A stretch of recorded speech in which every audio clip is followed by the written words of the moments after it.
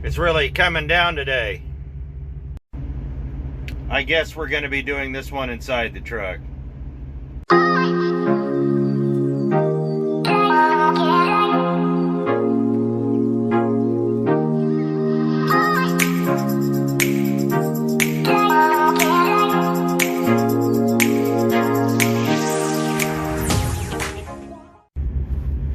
So I'm down here in Resaca, Georgia. Got to deliver in the morning. Not a big deal. Was hoping to do it outside the truck, and nice day, but apparently there's a tropical depression. But that's not what I was going to talk about. Maybe a little bit depressive, but not a depression. Anyhow, 5 years as an owner-operator. I've learned a lot. I've learned a lot of lessons. And part of these videos that I've done have been to give you guys some of the benefits of what I've learned. It's not a hard, fast rule. It's not gospel, but take it for what it is. I've been there, and hopefully, in some cases, your results will vary. So, let's get to the first one. As you see, as of this recording, I'm still in my rental truck. And that's because of a lesson I learned being an owner-operator. Things break. But not so much about things breaking. We'll talk about that here in a minute. But it's your truck. When you're still a company driver and you're thinking about being an owner-operator, what do you want for your truck? As a new guy, you have a lot of ideas. I'm going to tell you a little secret. Shelve all of them. And then sit back and think, hey, what do I want in a truck? What is this truck going to do for me? How am I going to make money with this truck? Those are the questions you should be asking. Because any truck can pull that trailer.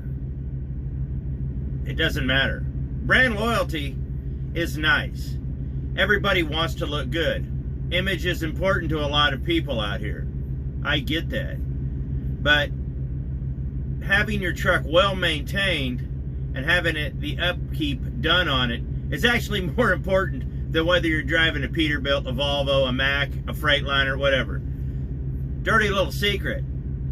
If you were to take this truck, rip the cab off it, and stick it next to another truck with a Cummins, an 18-speed or a 13-speed in the rear ends, you couldn't tell the difference.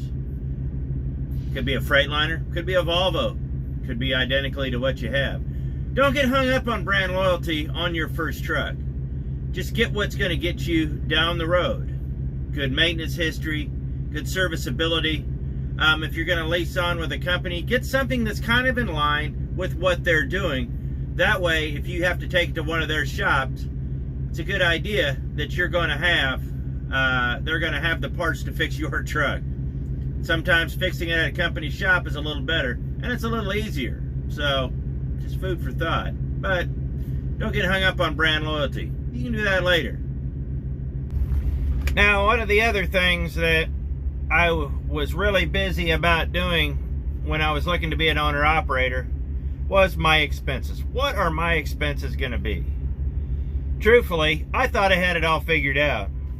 I was almost 80 to 90% wrong on everything. When I became an owner-operator with the same company that I was a company driver at, their attitude towards me changed. Let's see if I can say this diplomatically. They didn't give a crap. Suddenly, I was at the bottom of the scale. They were more interested in keeping their own trucks going than they were me. It was a hard lesson to learn. I lost a lot of money. But I paid the truck off and got out of there. But your expenses are important.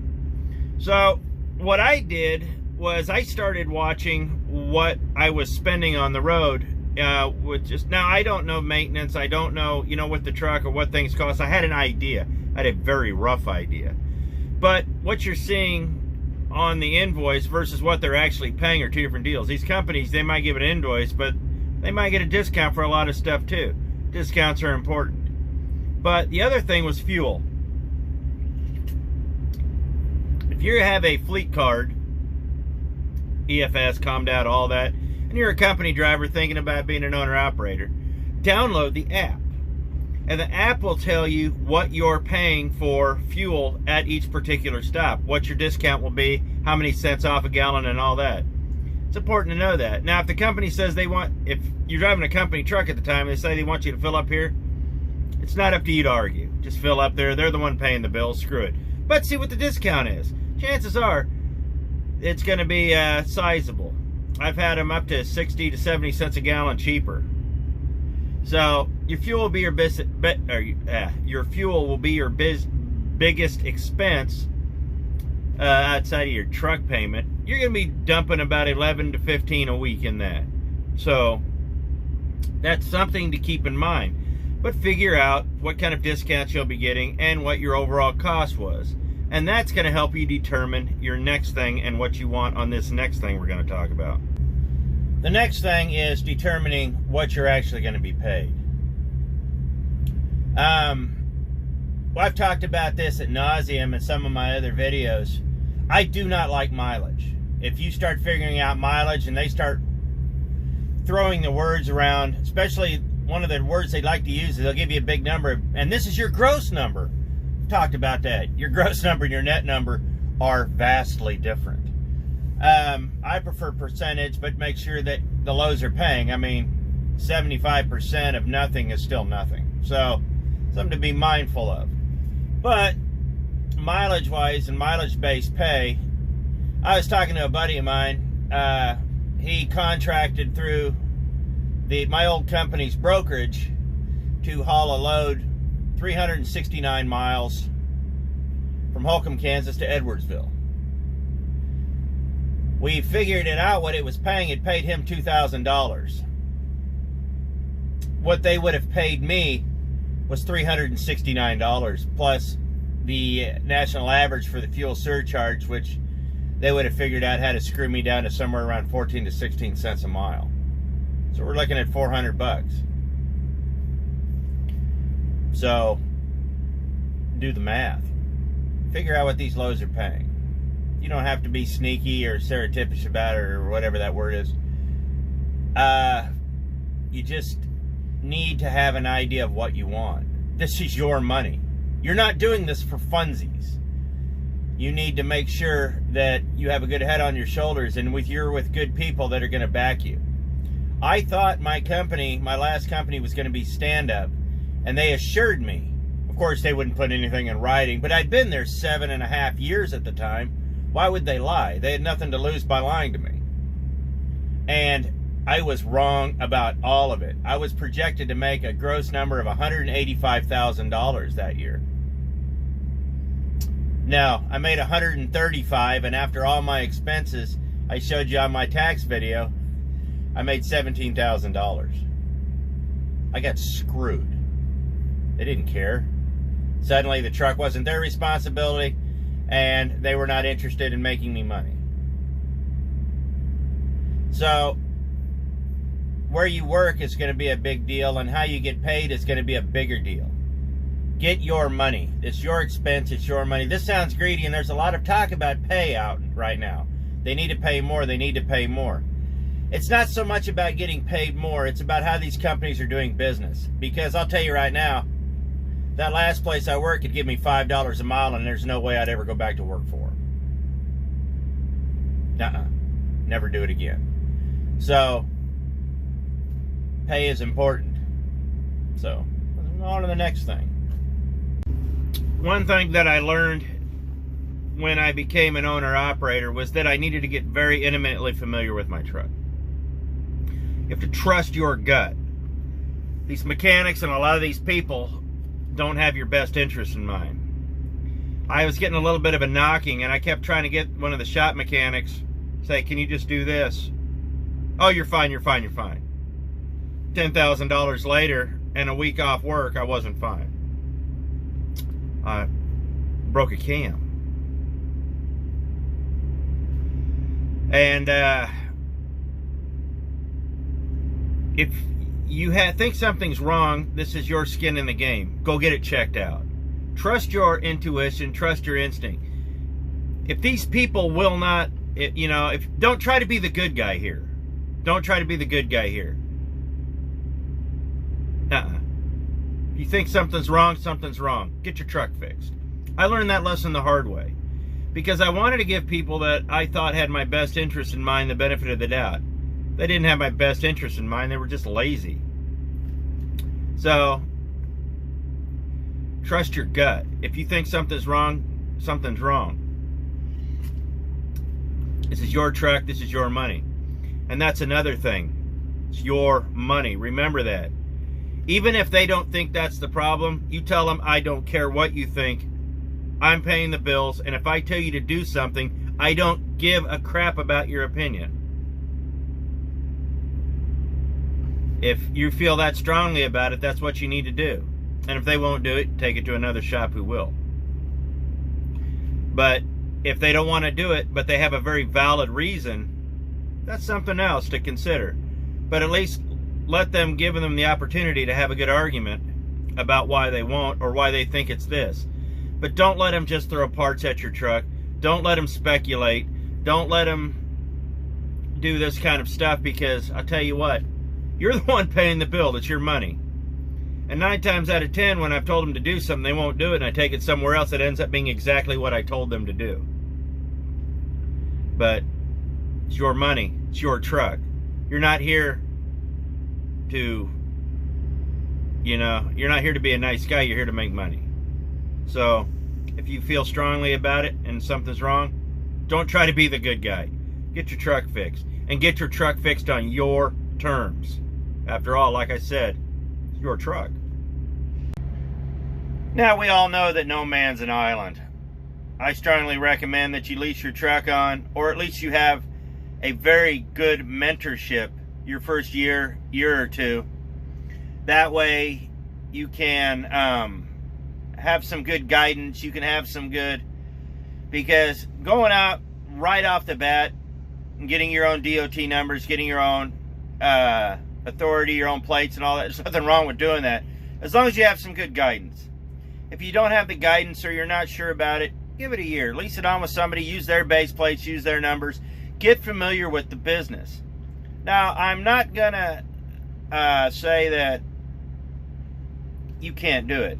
Lots of guys do. And lots of guys are successful at it. But if you're unsure, find the people that know how to do it. Find the people that know. And social media is really not the place for it. Do your homework. Do your research. This is your business. This is not the time to be getting advice from people who don't give a crap, or people that got their law degree off Facebook. It's your business. Go out and find the right people, which is going to lead me to my next point. One of the main failures that people have in this business isn't due to the actual business of trucking. It's their taxes. Get a good tax man. Get an accountant. Do whatever you need to do to make sure everything is in order. Pay the money. Trust me, it's worth it. If you have to send your statements to your tax lady every week, send your statements to your tax lady every week. Let her do it. It might cost you $300 or $400 a year. Trust me, it's worth it. I do all my own accounting because, well, I got a D in math and I'm good at it. But, and I do make the time.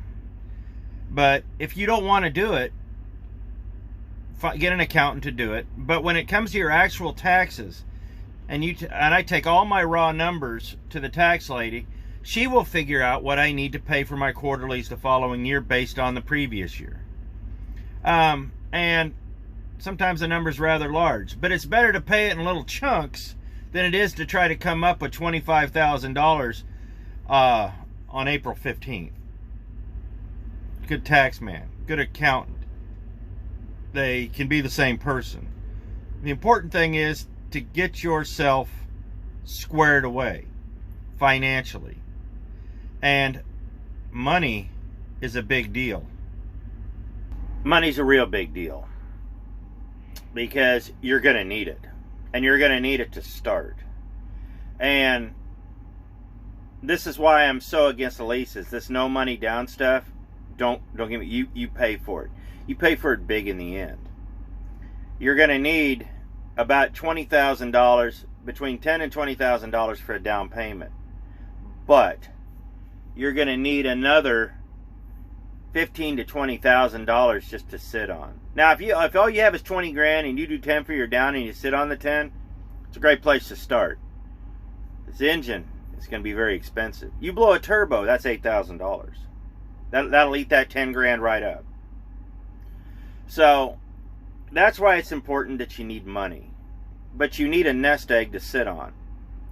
You know, I had talked to enough owner operators and enough drivers that I realized that I was going to need a whole lot more money. In fact, I was looking at a 9900 International to buy. It's a beautiful hood. It was a beautiful truck. And in October, I think 14 or 15, I don't remember, but it was a beautiful truck. It was an 09, and I was going to buy that truck as my first truck. I had a Cummins 13 speed, 336s in the back. The thing would move. It was a West Coast truck, I'll tell you that. But I realized that I was, with my down payment, I was just about this far off. So I called the guy back and I said, look, I really need about $5,000 more dollars. And I saved, over about the next 6 months, I saved up that and a little more. I saved up every dime I could. And I got the money, and I'll tell you what, that made all the difference in the world, because just getting started, you know, you need money. A lot of these companies, if you lease on them, they'll help you with it.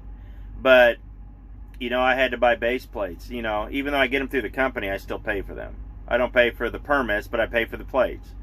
I paid for, you know, I had to have the graphics done on the truck. I had to, you know, just certain incidentals that have to do with where you're working.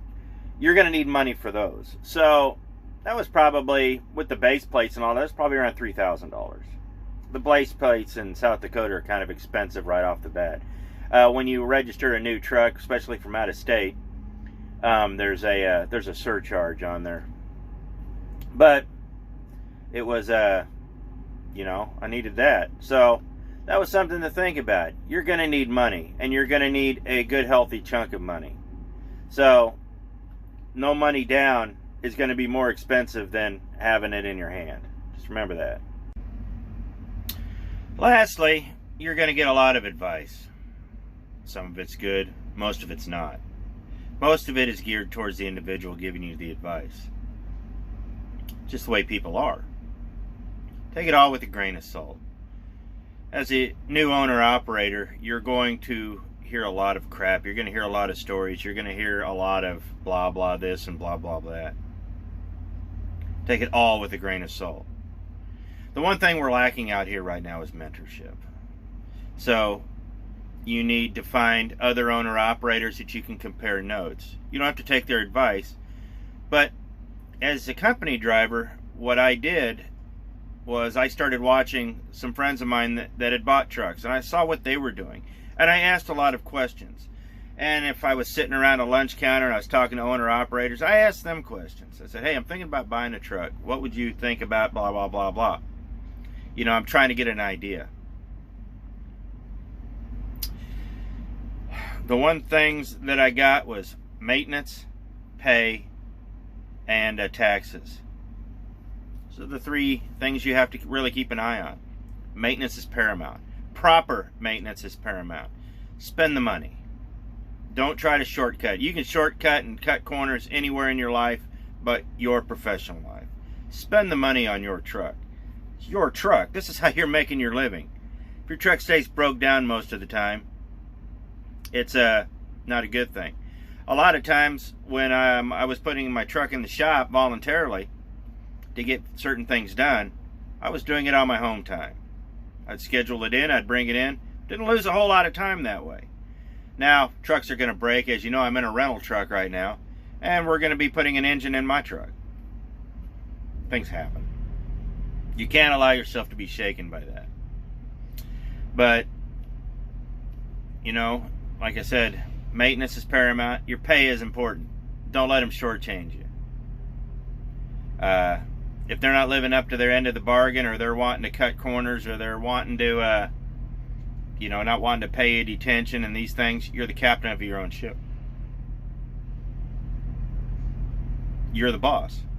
You may be working for somebody, and there's a lot of times that you're going to have to eat a little crow. And I say you're the captain of your own ship, and that's a little bit, maybe it's a little bit presumptuous. You're always going to work for somebody. There are times you have to do things you don't want to do, and you're going to work harder than you ever have. This is not an easy, being an owner-operator is not half as easy as people think. It's a lot of work. If you want to make it, you're going to have to work. But if you put in the work, you're going to make it. And like I said, taxes. That's pretty self-explanatory. Look, at the end of the day, like I said, you're the captain of your own ship. Do your homework. It's a lot of fun out here, and I really do enjoy being an owner-operator. But what I've learned in the last 5 years is what I've explained here, these things. I've learned a few more things, but they've all been incidentals and things doing with my particular job. Find what works for you. But at the same time, don't let these people bully you around, especially when it comes to maintenance. Now, on certain loads and stuff like that, yeah, you might have to just suck it up. But when it comes to your truck and your business, that's paramount. It's your business. Work with people who will respect that and try to run your business efficiently. So, kind of what I've learned in the last few years. So I appreciate it. Thanks for watching. We'll see you next video.